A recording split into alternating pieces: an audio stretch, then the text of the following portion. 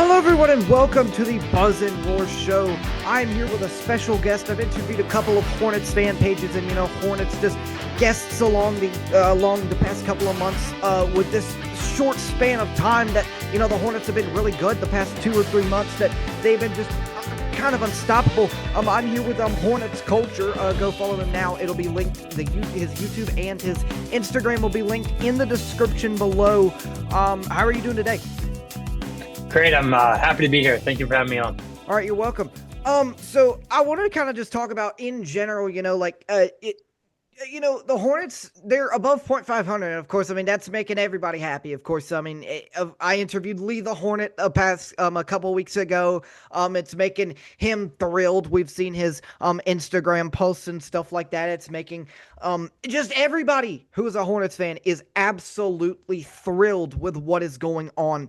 They have seen a huge turnaround. Okay, started 4-14 and now above .500, 32-31, looking to possibly skip the entire play-in, which honestly just blows my mind because, Charles Lee really did just turn this whole tide around in just kind of 1 year.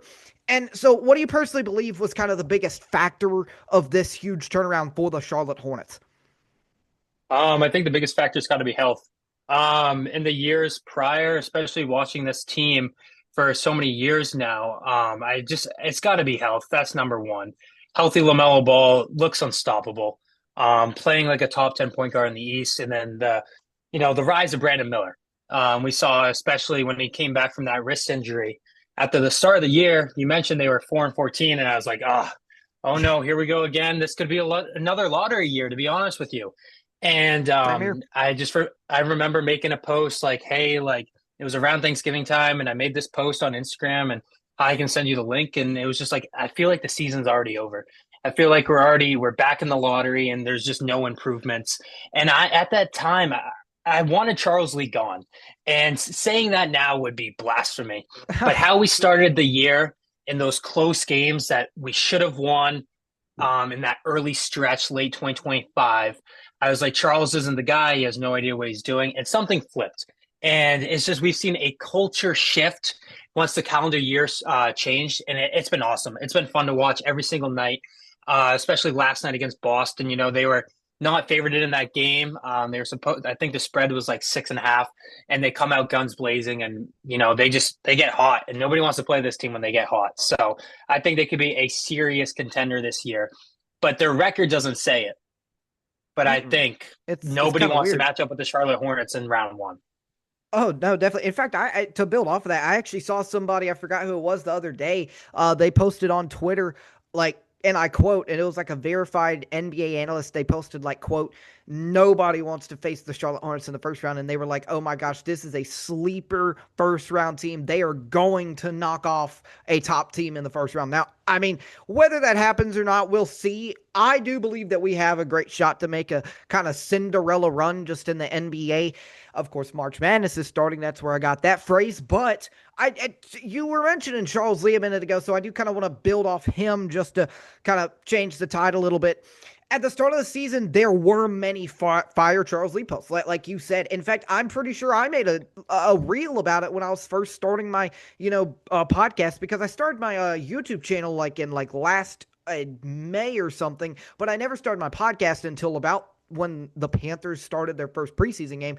So, I was here for the whole Hornets season and Panthers season. And so, I was out there making the same reels and posts that everybody else was. And it felt like Charles Lee was not the guy. We were going to have to go in this cycle of another rebuild, the cycle of another coach.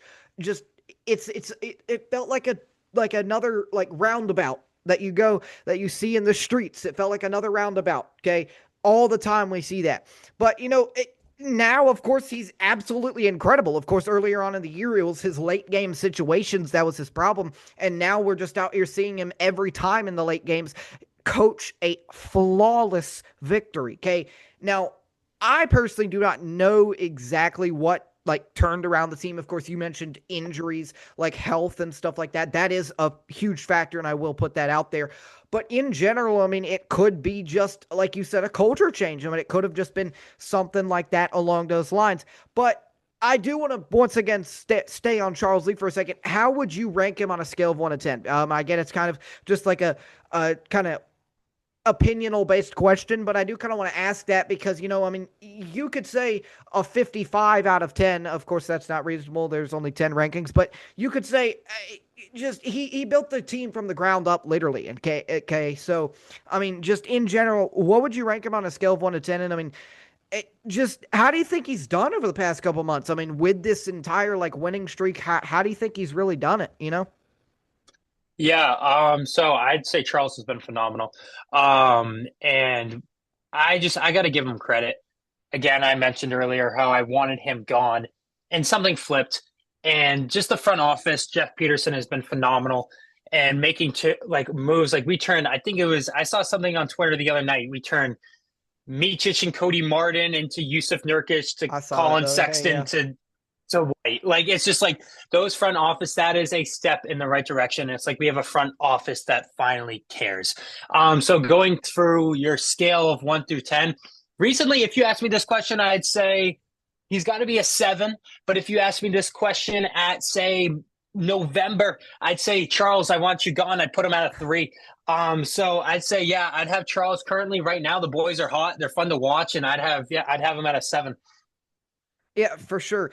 Now, I told you I'm going to throw some random questions out here, and here's one. I do want to ask the Hornets have been deadly from 3 point range. Okay. Deadly from 3 point range. I did not give you this question, but I just want to ask. Of course, we do have Con Canepa, we do have LaMelo Ball, we do have Brandon Miller. If you hear those names, if you heard those names before the season, you would not have thought, okay, they're going to all three be top five 3 point shooters. Okay. You did not think that, but they are. Okay. And so I kind of want to ask, do you think that was on purpose? Do you think Charles Lee is kind of going with like a Celtics 2 years ago when they beat the Mavericks, kind of modern style way to win the finals? Do you think Mm-hmm. they're really trying to just shoot as many threes as possible? Like, just really just like, I mean, that's it. Like, do you think they're trying to like go with like a really modern Yep. style of play, or do you think it was kind of just something that Lamelo just kind of wanted to do? Like, he was just like, okay, well, if you pass me the ball, I'm going to shoot a three, and then it kind of just kind of built off of that. Yeah, absolutely. So Charles Lee, we joined the Hornets 2 years ago, and I remember the news coming out during the Celtics run, and he was the assistant at the time under Joe Mazzulla, the head assistant. So I think, this is Charles Lee's first ever coaching job in the NBA, and I think a lot from what he has learned has come from under Joe Mazzulla. And just that strategy of shooting a bunch of threes when we drafted Khan, I knew he was a sniper. I knew he could shoot the ball. We saw it at Duke. We saw it during that March Madness run, but I did not think he would be leading the league for most threes hit by a rookie all I time don't think now, anybody which did. is just truly unbelievable. I remember even on draft night, I was a little upset. I was like, we tanked all year for Con Caneppel? Like just a guy who was like a glue piece. Like he didn't really stand out to me. I mean, I obviously wanted Cooper Flag, and everybody was kind of upset that we got screwed over in the lottery, but Con has been perfect. He's just been a great piece. He really spaces the floor well, in driving kicks situations, and he's quick. He can do a lot on his feet. And the thing that I feel like is not talked about enough, I know we were just discussing the 3 pointers, is his defense. And Brandon Miller has stepped up huge defensively, and even LaMelo, a guy who I was like, Mm-hmm. we almost have to hide on defense in some games. But with LaMelo Ball, when he has help and he has guys on his side, they look deadly, like how you mentioned earlier. So, yeah, it's been Oh yeah, great. for sure. Now, you mentioned earlier on in the video when I asked about the first question about whole like the huge turnaround thing. You said we were huge. Well, not huge contenders, of course. I don't think anybody thinks we were like top tier Nobody did. contenders. Okay, Yeah. and I don't think. And personally, honestly, I mean, if me and you are, I mean, I get we're a little biased. Okay, Charlotte Hornets, woo. Oh, But I'm definitely if biased. but if we're being like serious here, do you really believe that we are like going to win the finals? No. Okay. No. I mean, I think there's going to be some sort of like stretch in the playoffs where teams start to figure us out because it's the playoffs and that happens, especially to young teams like us. But I guess my next question, I should just go and ask it. I mean, do you believe this team has a shot to win the finals this year? Because, like I just said, it is a stretch, of course, but we are dominating just about every team we play, it doesn't really matter. I mean, based on what I've seen, okay, no matter if it's the number one team or the number 30 team in the NBA. And so, I mean, I would say there is a shot that we go on like a miracle run. I mentioned a Cinderella run earlier. I think it's definitely like a miracle run possibility. But do you think that like there will also be some like rookie nerves going into it? Okay, I've talked about that on episode 26 of my podcast last Monday. Yeah, I talked about it last Monday.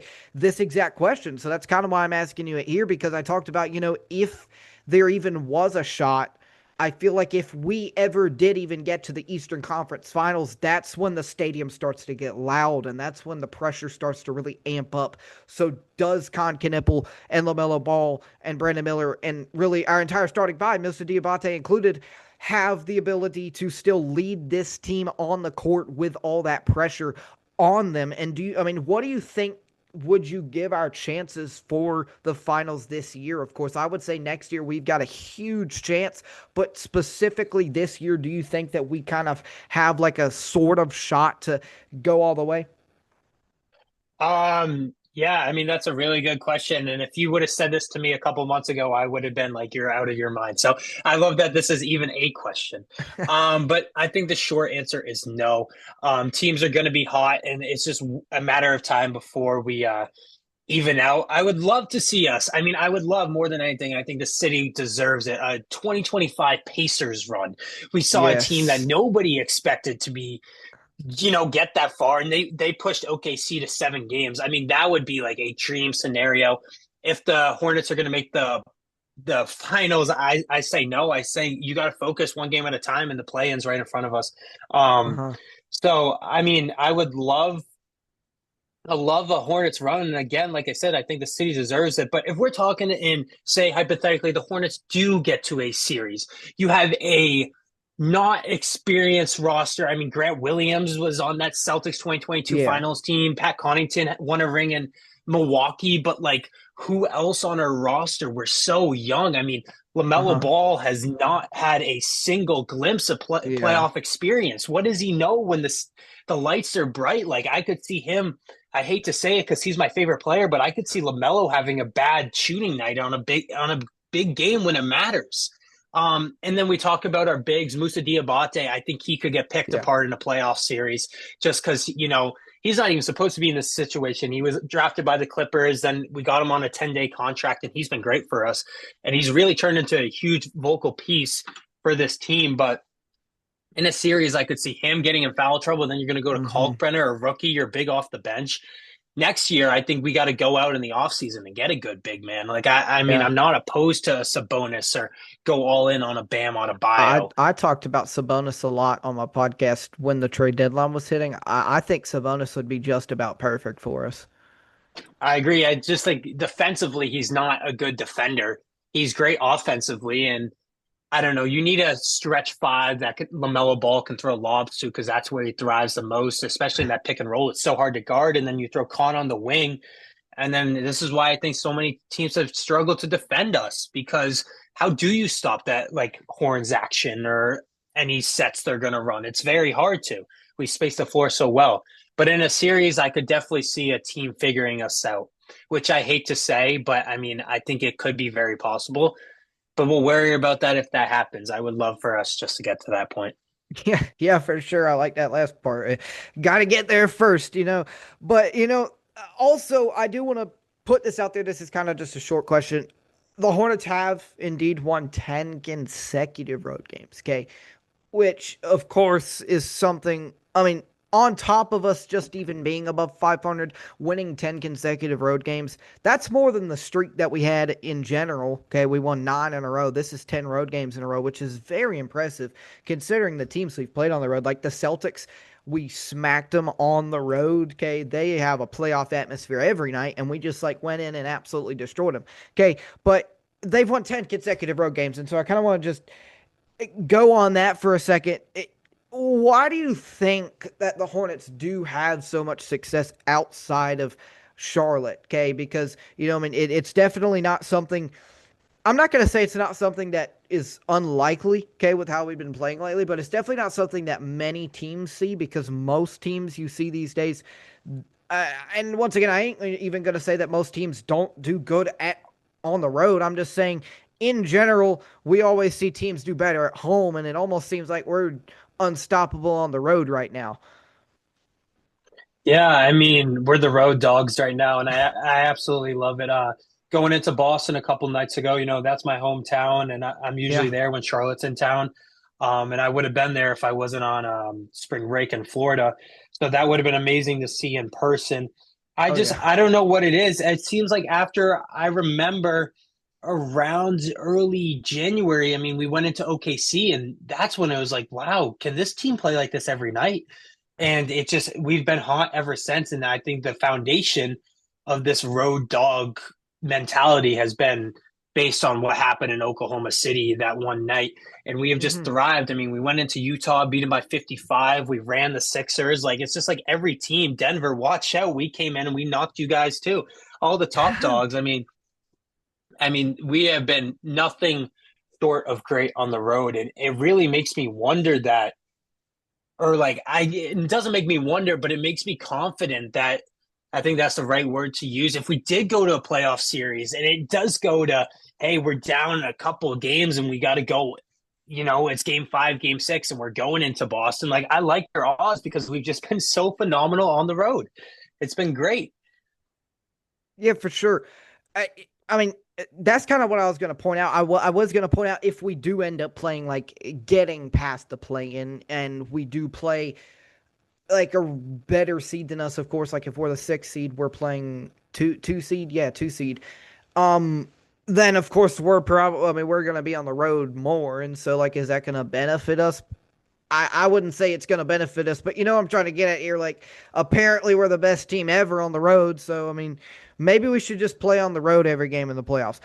But now, some kind of more fun topics to talk about. Second one isn't really a fun topic to talk about, but, I mean, it's still more interesting. I, I've talked about this person who I'm about to mention in a second for so long. Okay, he's just about on every single podcast episode of mine now. I mean, and I honestly just want to get your opinion on him. Okay, Tijan Salon. He's been a player who has just been inconsistent. Okay, I mean, one night he'll play half the game and then he'll score 20 points, and then the next night Charles Lee benches him most of the game and he scores two, or like I said, vice versa, and he scores two when playing 20 minutes or something like that, and gets like 9 rebounds or something crazy like that. So my question to you is this: what do you think we should do with him this offseason? I don't think anything's going to happen this year, of course, this last stretch. I mean, that'd be kind of dumb. Um, but so many people have been talking about Salon ever since he got drafted. I mean, he's like the number one kind of question mark on the Hornets. He's like the one thing that nobody is sure about at this point. Okay, we're sure that we have a pretty decent basketball team now, but we still don't know what we're doing with Tijan Salon, and we drafted him 3 years ago, I think, 3 or 4 years ago.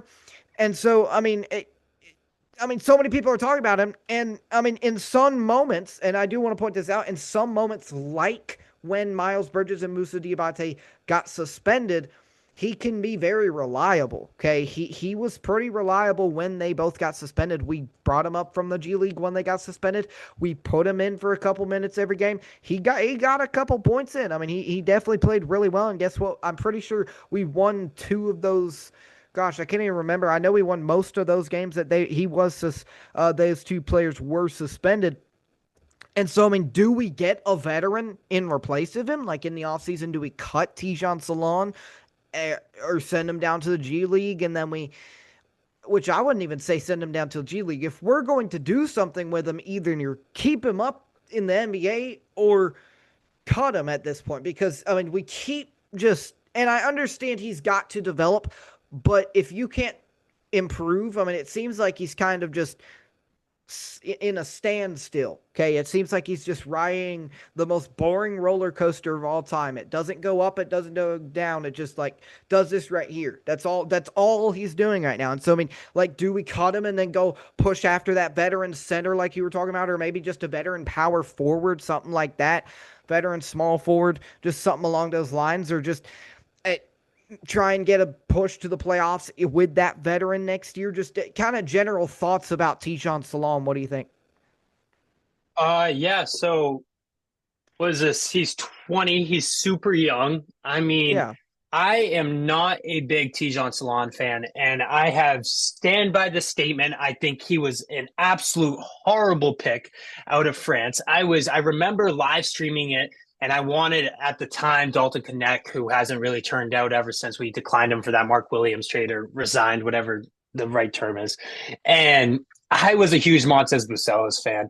I kind of followed him a little bit when he was at the G League Ignite, and I loved his game. I think if we had Montez Buzelis instead of Tijon Salon, somebody could actually contribute. It would be way better for this team. I think Tijon Salon will never really never turn into that little Giannis project we thought. He was a project pick. I think it was absolutely ridiculous to take Salon at 6. And I regret it every time I see highlights of Montez Bucelas going off. I imagine that he could have been doing that in a Hornets jersey. Salon is very inconsistent, and I don't like the play style and how he moves the ball. And it's just like, how do you have a 6 overall pick just like living in the G League? And it's not like he's really doing that well in the G League. I mean, he's all right. So I think Tijon Salon is, long story short, a bust. I think we will regret that, honestly, that draft class, because we just released KJ Simpson a month or two Hmm. ago. Yep. And I got to be honest with you. Like I just mentioned, every time I see Montez Buzelis highlights, I just wish he was wearing teal and purple. So I don't know. I don't know what the best scenario is for Salon. You can only have him in the G League. Like, he's not contributing at all right now because you have Grant Williams in front of him. And I don't know what the solution is. I mean, I think if you wanted to trade him for that big that we talked about in the offseason, Yeah. like a Sabonis or like, I don't, whatever, I think he would be a great player to throw in that deal, because other teams might be like, well, he's in year 2, going on year 3, hasn't really done much in the league. Like, there might still be a chance. We'll take a gamble on him. Hmm. So I could see him getting thrown in a deal. Realistically, I don't think he will get moved this offseason. I think it would be the offseason after. Hmm. But yeah, I am not a big fan of Tijon Salon, and I hate saying that because he has interacted with my content before. He has liked my stories, liked my posts, whatever. He signed a poster that says Hornets culture on it that I have hanging in my room, that my buddy got for me at a Trailblazers game. So it's just, I'm not a big Tijon guy. Hmm. It's funny. I actually, on the draft night when Tijon Salon got drafted, and I don't know what made me think this, but the day he got drafted, I actually liked the pick, weirdly enough, and I liked the KJ Simpson pick, and of course I was completely wrong. Which we're not going to talk about that. I wasn't wrong. Who cares? But either way, um, though, do you think that there even is a tiny chance, considering he is still a really young player, that he does still kind of develop into this kind of, probably not starter, but kind of like cornerstone sort of bench player that we can still keep on the NBA roster every night and maybe play 5, 6, maybe 8 minutes every game in replace of Pat Connaughton? Not saying replace Pat Connaughton. I'm just saying like Yeah. something Yeah. like in that kind of sort of way.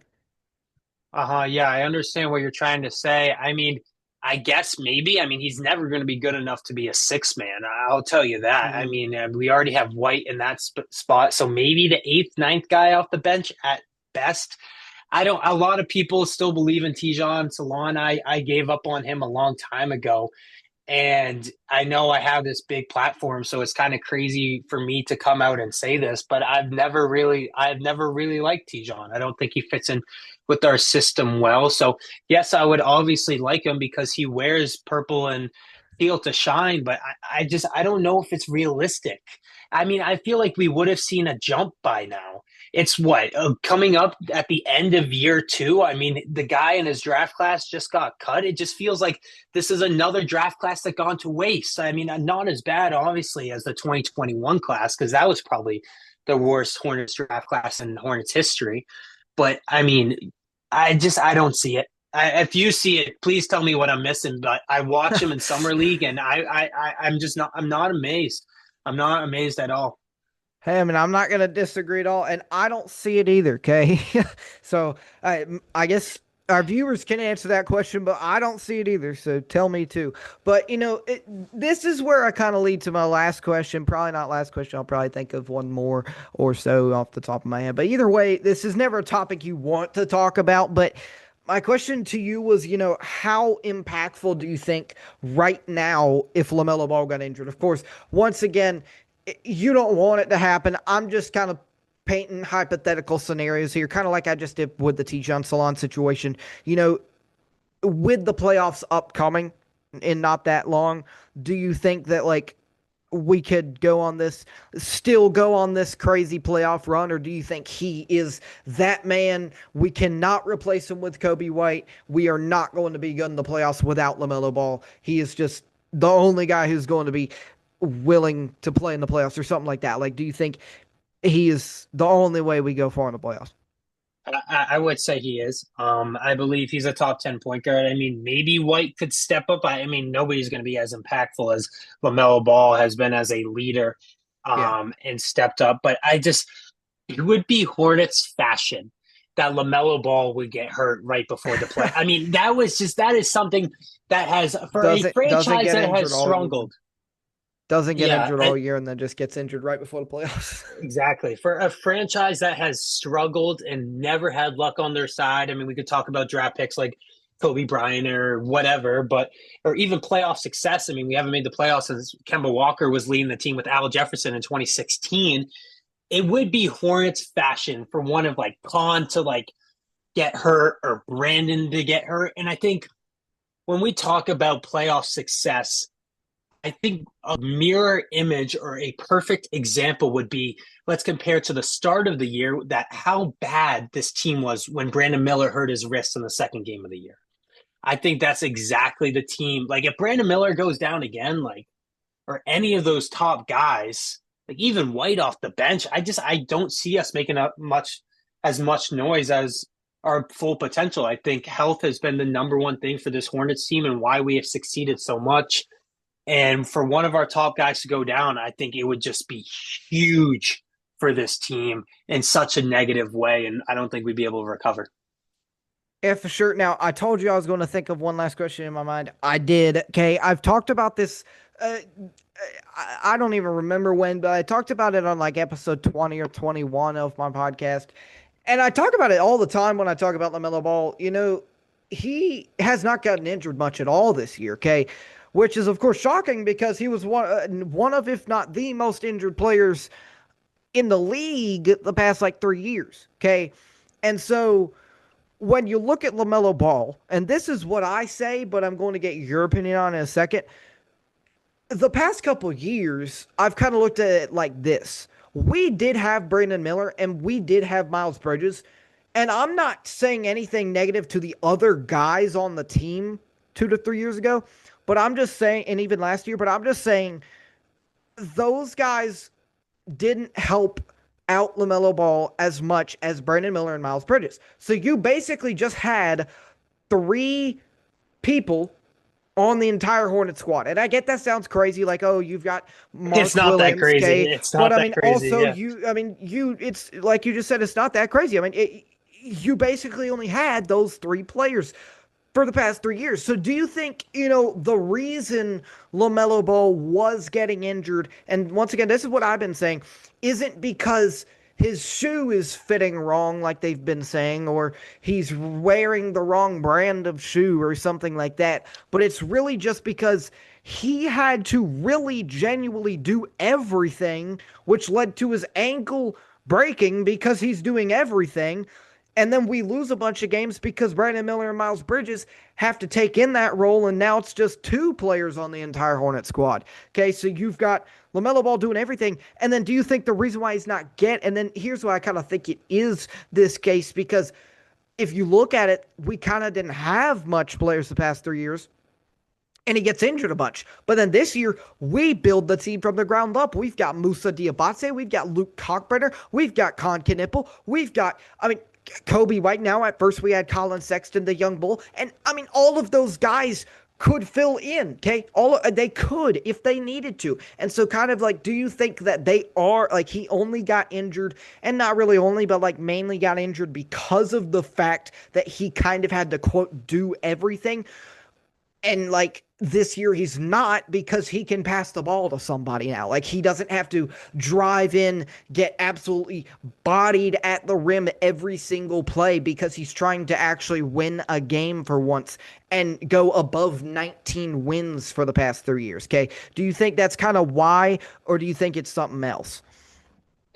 Yeah, I mean, when we look at his stats, last year he was averaging 25 and this year he's averaging 19. So I don't know if you would say he's taken a step back because others have stepped up. We're talking Exactly. about other guys on the squad are averaging, I think it's like four guys on the team averaging 18 plus or something, some cool stat like that. Yeah, so I mean, I'm no doctor, but I think, yeah, there was overuse of the muscle of LaMelo Ball. He already has weak ankles, that is known. Yeah. Um, but yeah, he felt like he had to do it all himself. And yeah, maybe he was pushing his body too much. And yes, you have Colin on your team who can shoot the lights out. And every time he catches it and it goes up, I think it's going in. And I think everybody else in the arena thinks that too. So I think that takes some weight off him. And how Brandon Miller has been playing, I mean, that takes some weight off him. And now you got a big who actually knows what he's doing. So, I mean, yeah, I would say, I mean, less, I don't even know if less production is the right word because he's still having such a high impact. His stats might disagree, but like, I don't know. That's a very good Yeah. question, but I don't know what the right answer is. Yeah, I mean, I don't think anyone can really tell me why his ankle was getting broke, okay? But, it was just kind of like in general, okay? Like I mean, I did like what you said there though. That's kind of what I was trying to get at.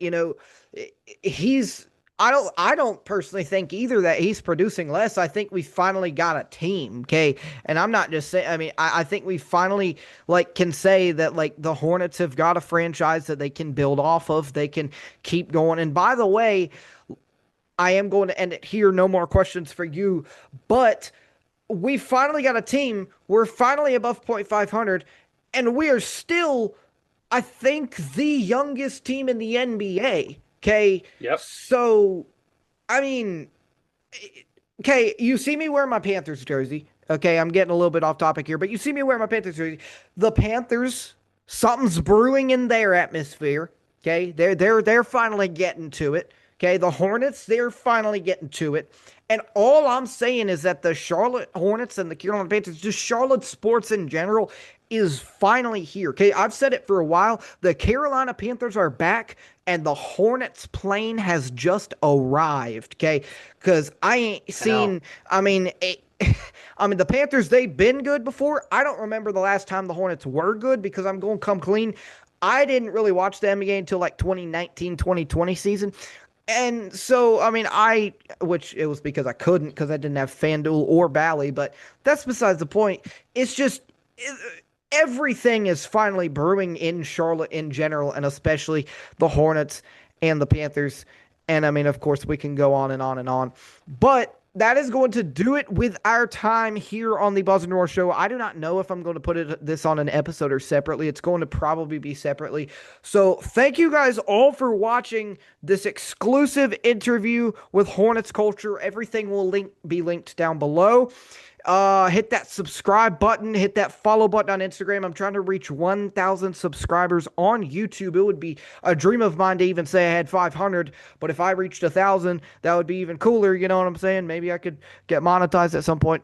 Who said that? Yeah. But um, either way, thank you all for watching. I will see you guys on episode 27, which will come out Monday at 8 p.m. Eastern Time.